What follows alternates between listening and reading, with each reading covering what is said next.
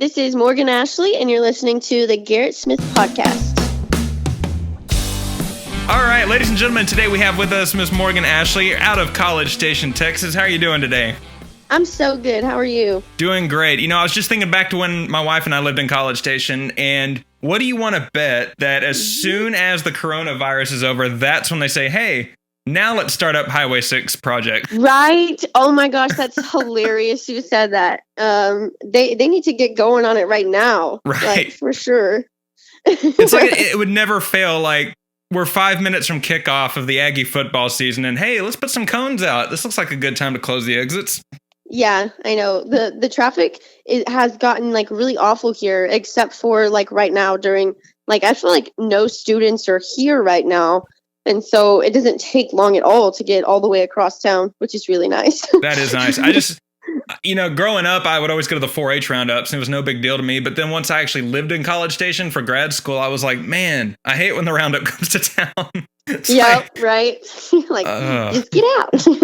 Well, it's good that you're at least able to get out a little bit. I mean, have you been doing with the lockdown and the Corona-geddon? Yeah, you know, I still have a day job, thankfully. So I'm still working every day, Monday through Friday, which is really nice because being a musician and obviously not having any shows or any way of income right now, it's hard.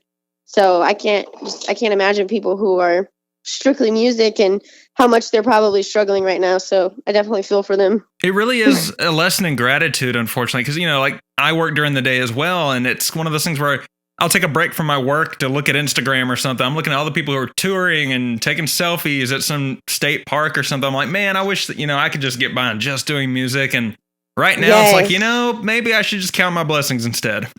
That's literally what I've been saying too. I've been like nonstop talking about how much I've wanted to be able to go straight music. And then I'm like, dang, I'm really glad I have this day job now. Yep.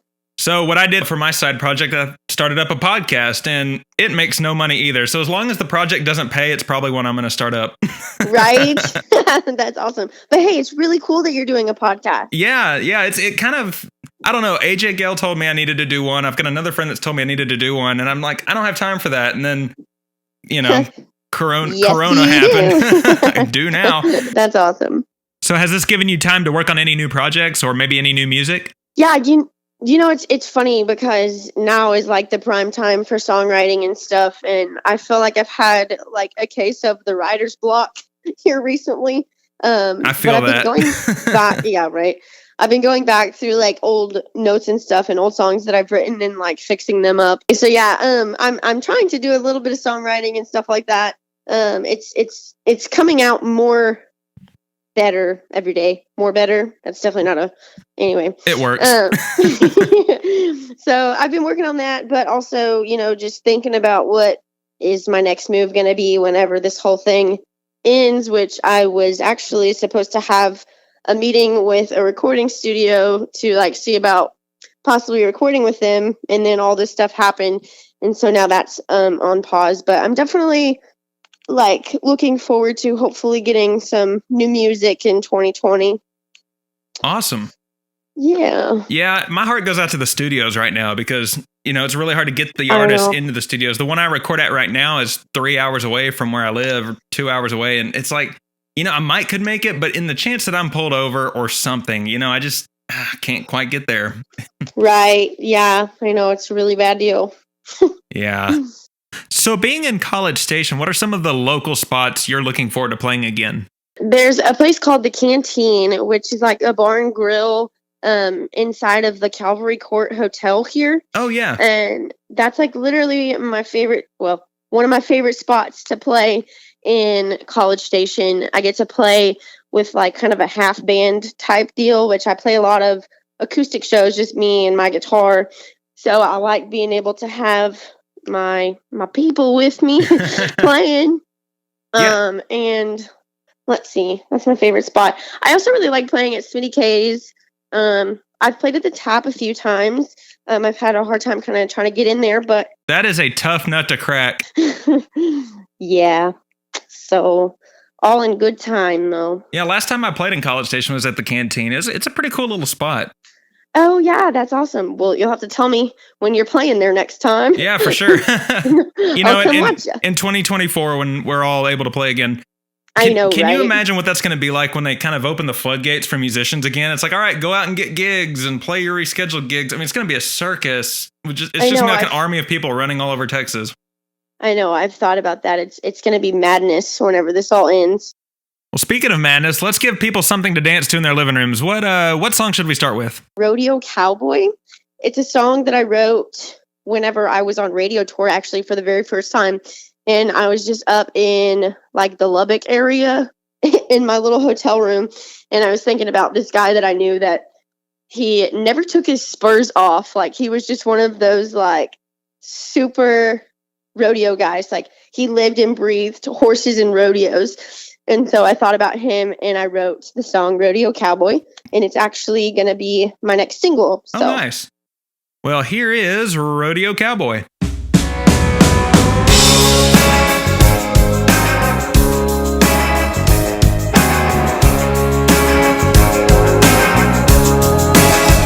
He wears his spurs like a tattoo. I've never seen him not covered in red dirt. He has a white horse named Blue. Nothing and no one will ever come first than that rodeo. He's a rodeo cowboy, never gonna settle down. He's a one-night stand, moving from town to town. A summertime sadness that you can't fight through. Oh, rodeo cowboy, never gonna settle down with you.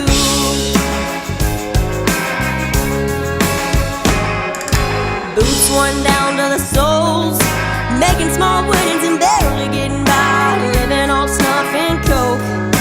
Left his heart in Alpine for that rodeo. He's a rodeo cowboy, never gonna settle down.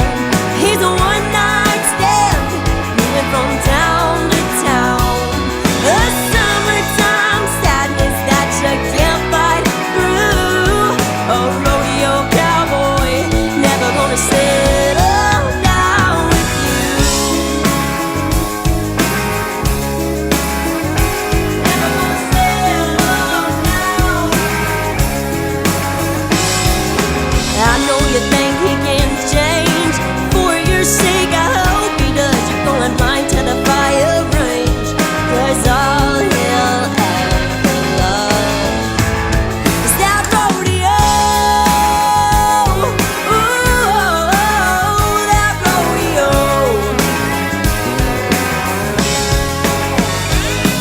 He's a rodeo cowboy, never gonna settle down. He's a one-night stand, moving from town to town. A summertime sadness that you can't fight through. A rodeo cowboy, never gonna settle down with you.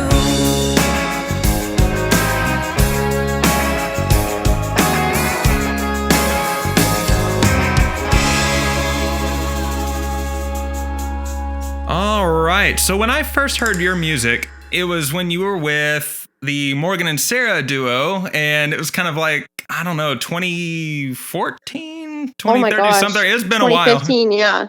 So take me through your story as a musician, like your early days and your influences and kind of how you got from your start to where you are now.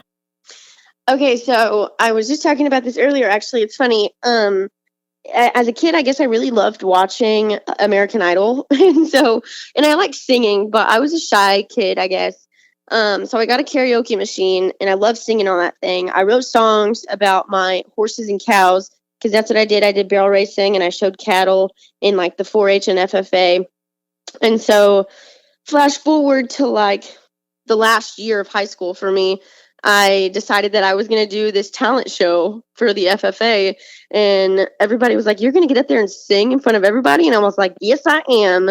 And so I did, and I got up there and sang, and I sang the background tracks, and the two people who placed in front of me both played the guitar, and I was like, "Okay, so I'm going to play the guitar now." And so I picked up this guitar and I got lessons at Guitar Center in Katy because I lived in Columbus at the time. And my guitar teacher was Sarah. And so we hit it off, and she like really made me believe that like music was something that I could actually do. And so at that time we were like two separate acts, and she was just like helping me along, and she ended up coming and living with me. And so we kind of formed this duo, Morgan and Sarah. We did that for about a year and a half. We moved to Nashville, and I was 18 when we moved to Nashville. I decided that being in Nashville at 18 years old, not being able to play anywhere and make money anywhere, that wasn't what I wanted to do. I wanted to come back and be a Texas musician. And so I told her that, and she didn't want to come back, which I understood. That was fine. So I came back and I started my solo career, and it took me, probably about a year and a half to get on my feet as a solo musician, because all I had ever known was really being in the duo. And so I kicked off my solo stuff. I released an EP, and then I released my full album, which I started gaining, some more like who am I as an artist, and what am I trying, to do with my music. And so now I've released the Wildcard EP, and I feel like I'm just getting closer and closer to like really finding my niche and, what works for me and what I want to be about as a musician. The first way I heard about you was because I had gone over to Revive 45 over there in Bryan. And so I had met Jackie Crispin over there, and then Johnny Philp, I did a lot of recording with him. And so he recorded my first EP. That's awesome. Shout out Johnny and Jackie if you are listening to this. Love you guys. Y'all are awesome. Heck yeah.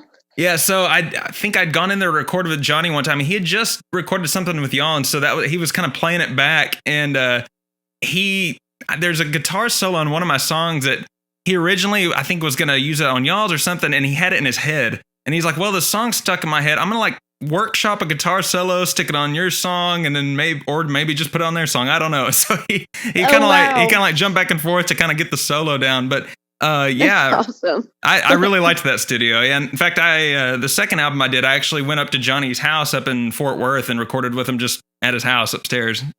Oh yeah, that's great. We did his little studio in College Station when it was me and Sarah, and then I think I recorded with him in the Woodlands at his house there. Oh yeah, whenever I did my first EP out in Willis, Texas, I think. Oh yeah, there it is. There you go. Yeah. Yeah, I think I did 2 songs at that house. Yeah, definitely love working with those guys. Absolutely. Well, you've done a really great job at finding your sound and making it unique. And I'm going to play a song off your Wildcard EP from last year, and it is called "The Party Ain't Over." Party ain't over till it's over, and the drink ain't drink till the drink is gone. Jack is a gentleman, then I guess you could say we're best friends tonight. And Jose Cuervo is bound to show up and put up a hell of a fight. Well, listen up, y'all, we can all get along for a round or two. I got a few girls in solo cups that wanna hook up with you, 'cause the party ain't over till it's over, and the drink ain't drank till the drink is gone. And it ain't getting high if you ain't getting high to a Willie Nelson song.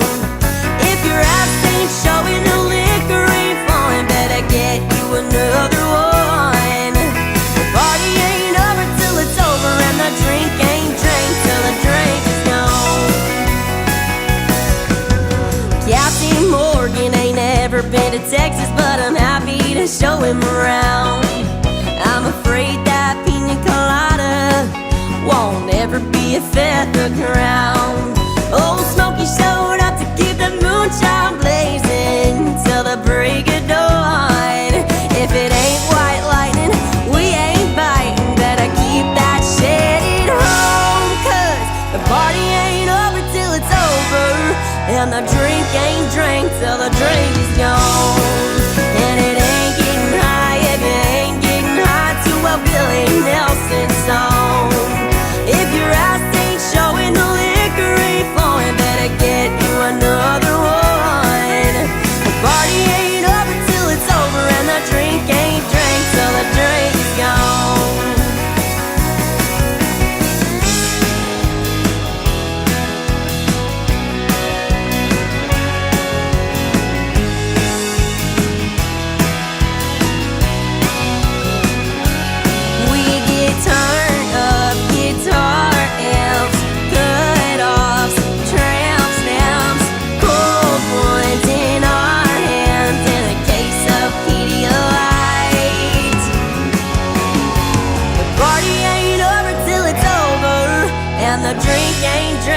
the drink is gone. And it ain't getting hot if you ain't getting hot to a Willie Nelson song. If your ass ain't showing, the liquor ain't flowing, better get you another one. Party ain't over till it's over. The party ain't over till it's over. The party ain't over till it's over. And the drink ain't drank till the drink is gone.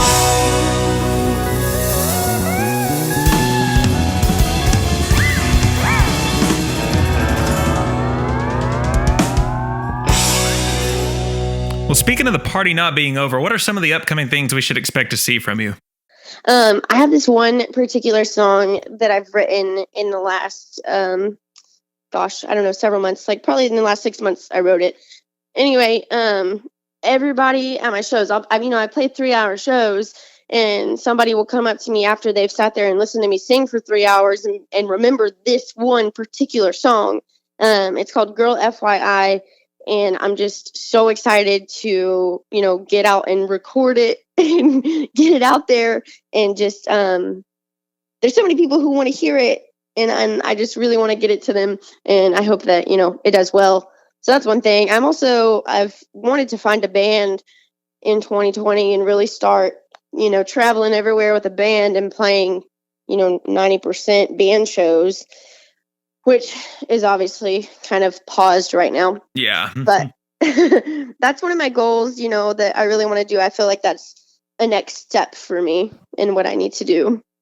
That's awesome. And, I think people from the outside looking in who aren't musicians don't realize, I know I certainly didn't realize this when I started, was it is not easy to put a band together. It's not just calling up some music buddies and saying, hey, y'all want to form a band? No, I mean, there's this chicken and egg of, the venue won't give you a gig unless you have a band, and you can't put a band together unless you have gigs lined up. So exactly. It's a real 1 in a million shot. Like, how do I work this?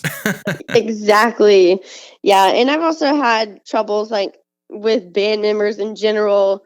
And so I've just had the worst luck with putting a band together. It takes a lot of patience and hurting. That is exactly right. So which of your songs would you say have the best backstories? Well, so there's a slow song on there. It's called How Long, and I don't really play it too often just because of how slow and like depressing it is. But it's funny because I actually was taking this online songwriting class through Berkeley College of Music, and so it was I can't even remember what the project was that we had to do, but I actually wrote this song, How Long, for my class, and it ended up turning out to be a song that, so many people can relate to, because it's like, how long is this relationship going to drag out and just keep being like so toxic? I feel like people who are, maybe going through divorce or, going through breakups or just whatever, it's just such an emotional song. And so, yeah. It's always weird to me. Like I push some of my slow songs back in the set list because I'm like, hey, people are having a good time. I don't want to bum them out. And then sometimes I'll look and be like, well, if I keep pushing it, I'll have nothing but slow songs at the end. So I'll go ahead and just play it. And what's weird is sometimes that's what gets people going. And it's like, really? I know. Yeah. It's funny. It's you never know what the crowd's going to like. If you had to pick one song that you've written that means the most to you, which would it be? Okay, that's going to be Girl FYI. I'm looking forward to hearing this one. Yeah, I'm so excited about this one. So, I was dating a guy who was not an honest guy. And so, he had like another girlfriend like on the side who knew nothing about me. I knew nothing about her until I did. And so I wrote this song to her being like, girl FYI, like if you're wondering where he was last night. So anyway, I feel like there's just so many people who can also relate to that, because I feel like most people have been cheated on at some point or another in their life. Yeah, you'll definitely hit a vibe with a lot of people on that one. Yeah. Awesome. So one thing I like to do with every guest is talk about music video songs. And I was watching your music video earlier, and correct me if I'm wrong, because it's, it kind of goes by quickly, but is Adam Drake the preacher? He is. That's awesome. I didn't catch it at first, but like when you're running away, I look up and I was like, hey, that's Adam. That's Adam Drake. It was literally whenever the playlist Casey James, whenever he said that he wanted Adam Drake to be the preacher, I was like, that is the most perfect thing you could have said. And I was so excited whenever he got in that position. He was so hilarious too, because he wasn't really talking about anything except for like the one line where, you know, it's just him talking in the video. Yeah. He was like talking about like Star Wars and like Will, the guy that I was fake marrying his man bun. It was hilarious. That definitely sounds like something Adam Drake would do. Yep. Yep. Well, tell me what it was like to make that video though, because you know, music videos, it's always a big process, and no two are the same. So tell me what that was like for you. So that's like my fourth music video, but my other ones have all just been basically me standing in front of the camera, like singing and playing my guitar, and maybe, you know, some cuts of other shots happening. But that was like my first like real like production type video where there was a crew, like they kept us on schedule, and, you know, everything was planned out. We were going to do this at this time and this at this time. And it was just so professional, and it was so fun. The playlist, they're a great recording company, and they just really put together exactly what I could have, you know, more than I could have imagined for the Wild Card music video. So that was like literally still to this day, I talk about being one of the funnest experiences I've had. Yeah, I knew it was gonna be interesting, because that was what, Smitty K's that y'all walked into for the first part. So it's real upbeat for anyone that hasn't seen it. I recommend going and watching it, but you know, it's real upbeat, typical Thursday night looking setting, you know, dance hall. And it cuts to a wedding about halfway through. And if you've ever seen a movie or book about a dog or a music video about a wedding, they usually all end up in the same, there's like a pattern. And so you kind of know what's coming, but it was really funny how that all went. And really catchy song too. I'm going to play that here in a second. This is called Wild Card.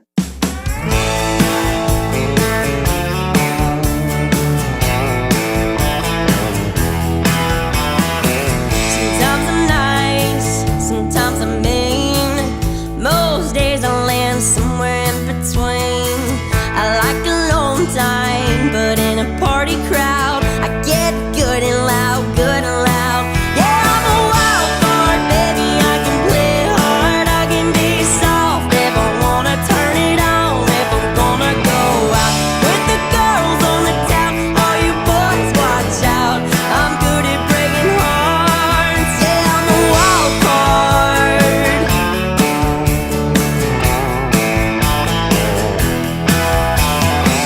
Sometimes I laugh, sometimes I cry. Sometimes it happens all at the same time. You better think twice before you place a bet. Yeah, you never know what you're gonna get. I'm a wild card, baby. I can play hard, I can be soft if I wanna turn it on. If I'm gonna go out with the girls on the town, all you boys watch out. I'm good at breaking hearts. Yeah, I'm a wild card. I'm a wild card.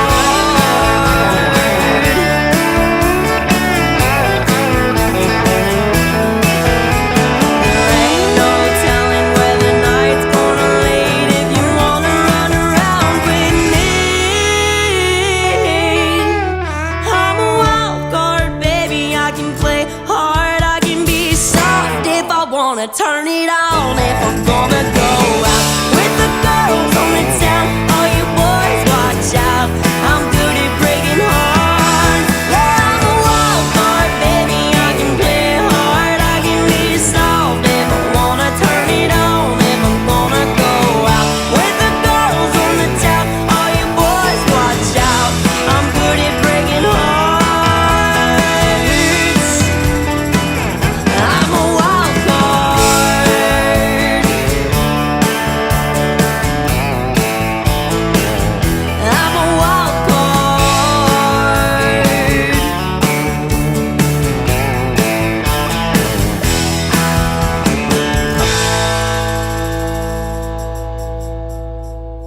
you've been to Nashville, you've been around Texas. What are your favorite towns or venues to go to perform?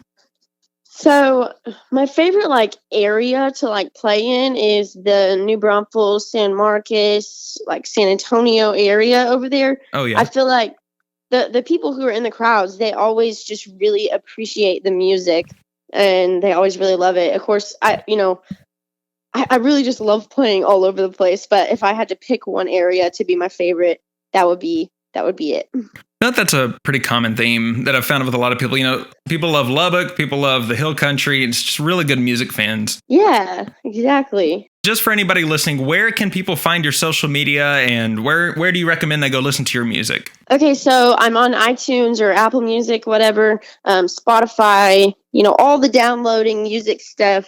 My website is morganashleyofficial.com. My Instagram is morganashleyofficial.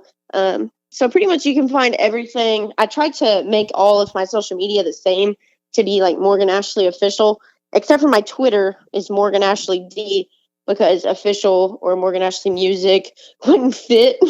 Like it wouldn't allow it. And so my last name starts with a D, so that's what I did. Awesome. Well, if anybody forgets, I can go find it in my recent tweets.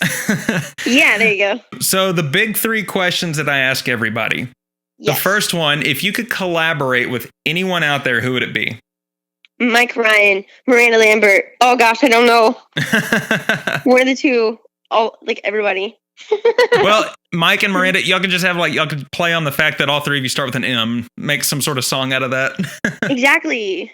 I would love that. That would be I would never forget that. I don't think many people would.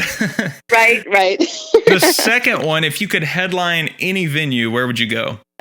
So I guess I always pictured the biggest venue being to play at the Grand Ole Opry, which, seeing Cody Johnson play there and the Scooter Brown Band, as a Texas artist, that's not impossible. So that's one of, the biggest venues I would like to play, but also a Texas venue, the Whitewater Amphitheater in New Braunfels. I seriously love going to that place, and I think it would be just the coolest thing to headline a show there. There are so many cool amphitheaters. We've had people mention that one. Red Rocks was one that was mentioned on the last episode up in Colorado. And then, I worked for an outdoor musical drama doing public relations work one summer up in Paladuro Canyon, up near Amarillo. And it was in this thing called the Pioneer Amphitheater. It was kind of like Red Rocks, but a little smaller. And I just think it'd be really cool to just have a headline band show one night in one of those. Wow. Yeah, that would be amazing. So the third and big finale question is, what is the funniest or craziest story you could tell from your music career so far? Okay, I had to really think about this one, but I think the best one I could come up with. So I played a show in Round Top, Texas during I don't know if you know about the antique fair that they have twice a year out there during the spring and then the fall. Which venue did you play?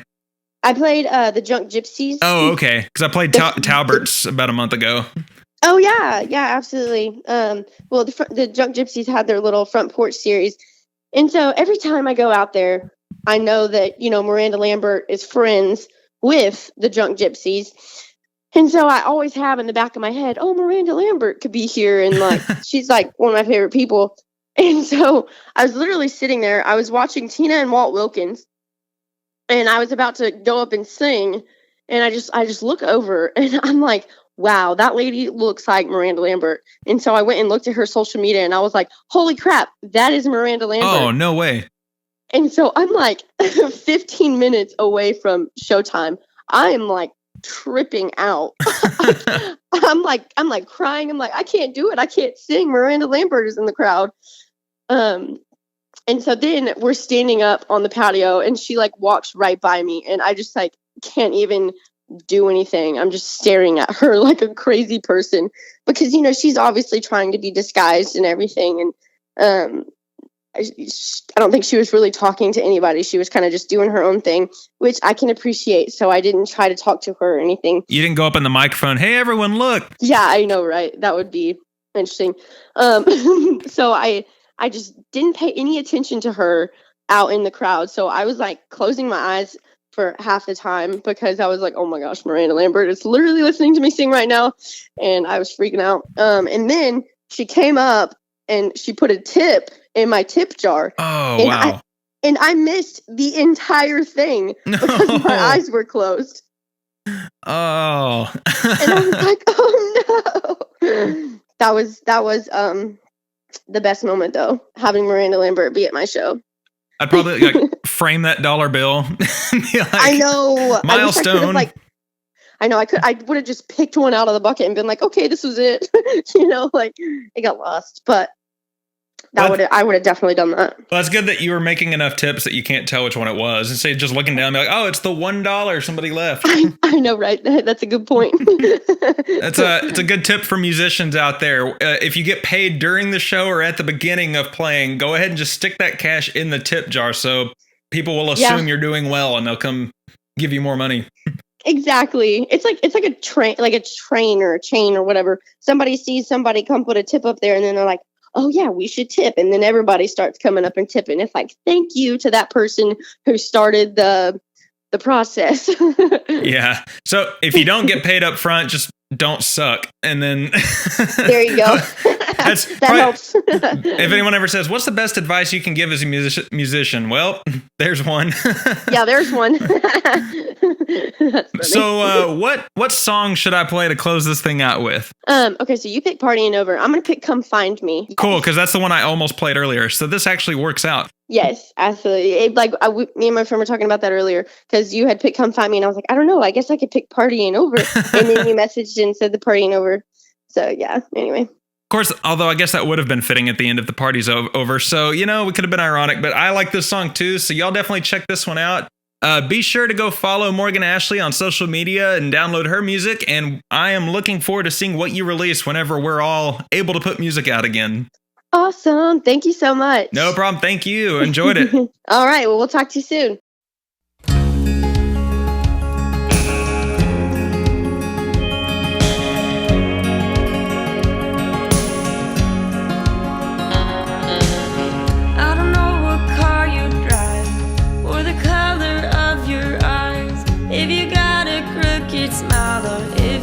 Mr. Serious, are you a pair of faded jeans? Are you a